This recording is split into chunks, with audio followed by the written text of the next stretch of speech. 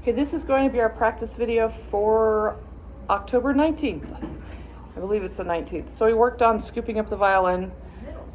We worked on remembering to swing our arms before we start to play, get our body warmed up a bit. Just swing all over the place, preferably without your viola in your hand. And doing wiggling to wiggle yourself out, get it all loose. At the end of class, we did a stretch. Sternum, that was a word I couldn't figure out. From the sternum, pulling out to try to open up and make sure that we're open up in our chest and feeling all this open in here, our nice open collarbones. Make sure you keep doing all the previous stuff, hugging the tree, feeling our body balance, keeping our body balance. I didn't talk about that enough today, but keeping our body balance when we put the viola up and the arms up. So definitely keep on doing that for sure. Keep doing your rhythms. We're going to switch the rhythms on the shoulder, so if you don't want to do on the arm anymore, that you can drop out. But definitely keep practicing holding the arms up, feeling your body balance, feeling into your feet, feeling your hips loose, feeling your arms loose, feeling your head floaty, all that wonderful stuff still you want to do.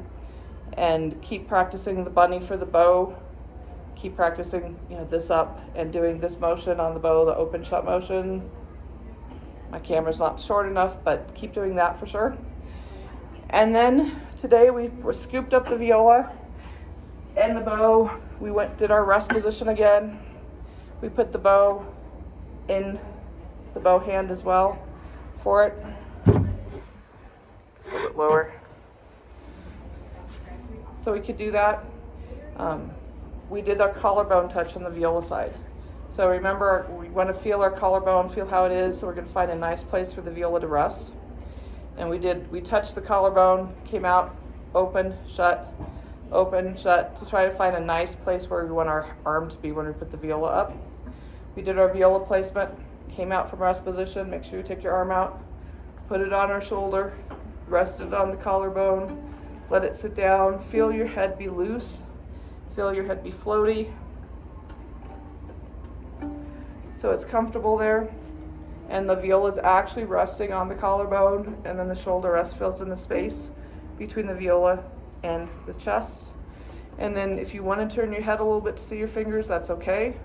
If you want to keep it straight forward, that's all right too. You can turn your eyes to see, but feel your head just like wanting to float off like a balloon.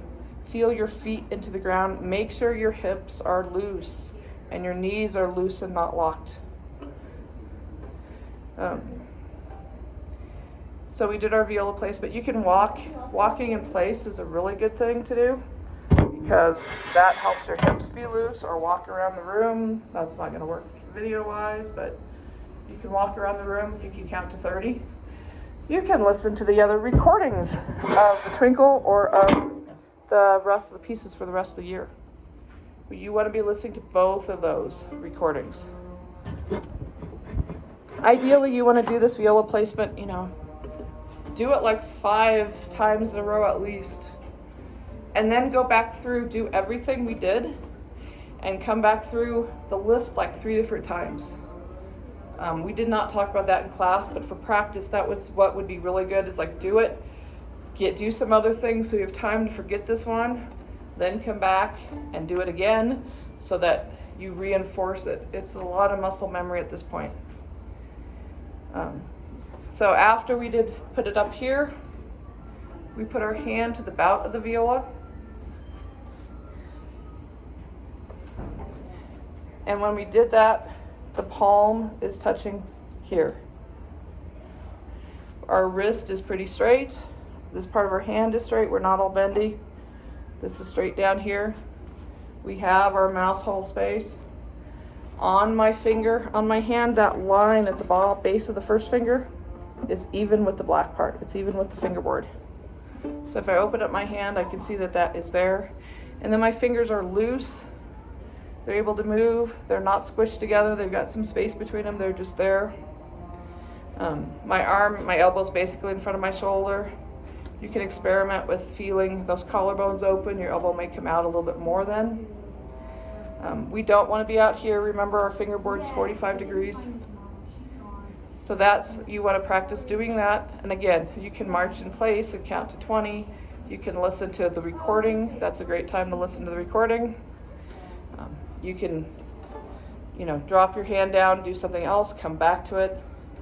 So a lot of it's just doing this stuff. Then maybe later on in the week, you start doing all these things we're doing on the viola as a sequence. We're going to slide the hand back into playing position. Your thumb is going to be between the two tapes closest to the scroll back here. You're going to have this space here. Your elbow's basically under the bridge, and your fingers have space between them. They're not together back here. And again, you want to listen to a twinkle. You want to count to 20. You want to do something like that. Up here, we practice plucking with fourth finger on the C string, the farthest string. We can also do that down here. We didn't do a lot of that, but you should do more of that as well. The last thing we did on the left hand today was we placed our third finger. So third finger is the ring finger.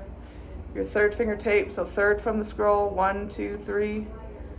And then we lined up our finger right over the tape, set it on the string, and then let the finger sink.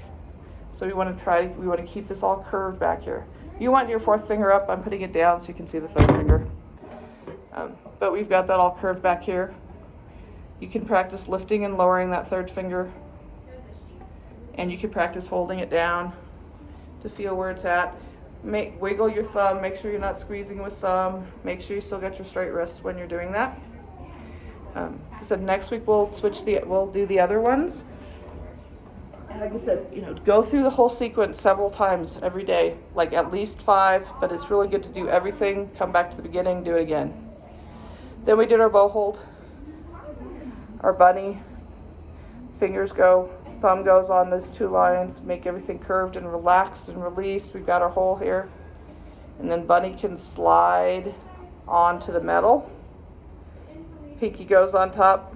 These other guys just hang over. A little bit of space between them, nice and curvy.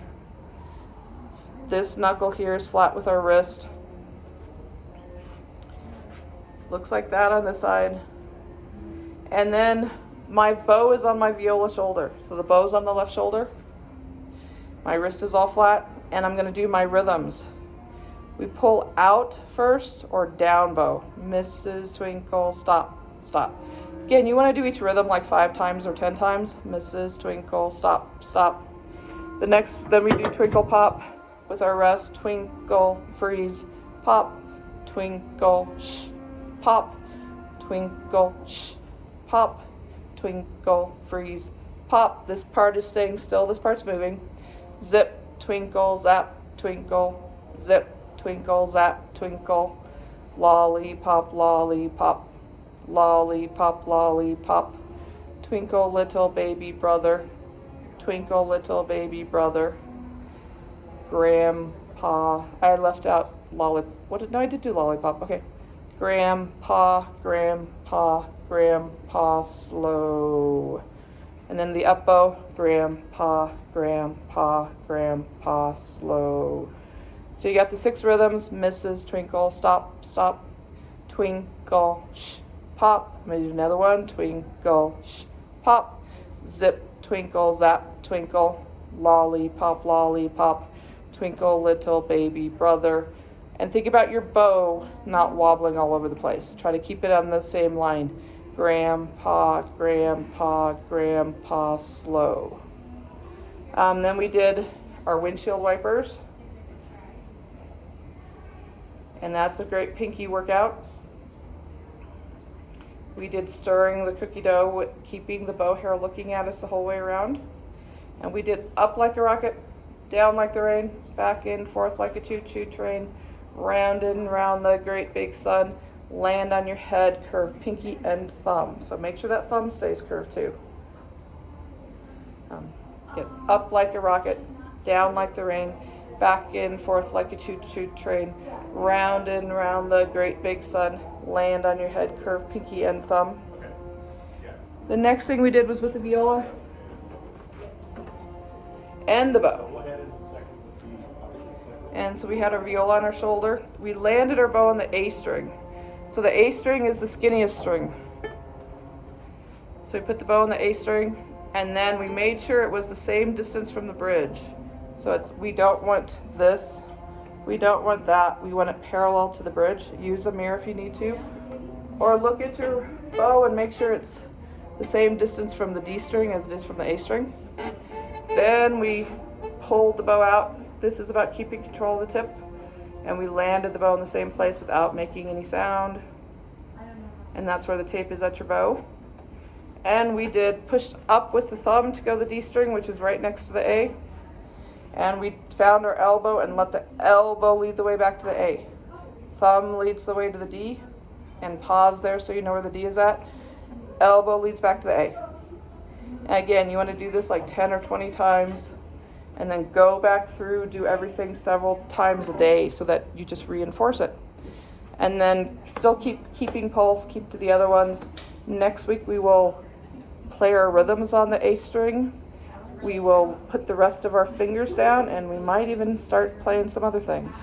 So good luck practicing this week. Bye-bye.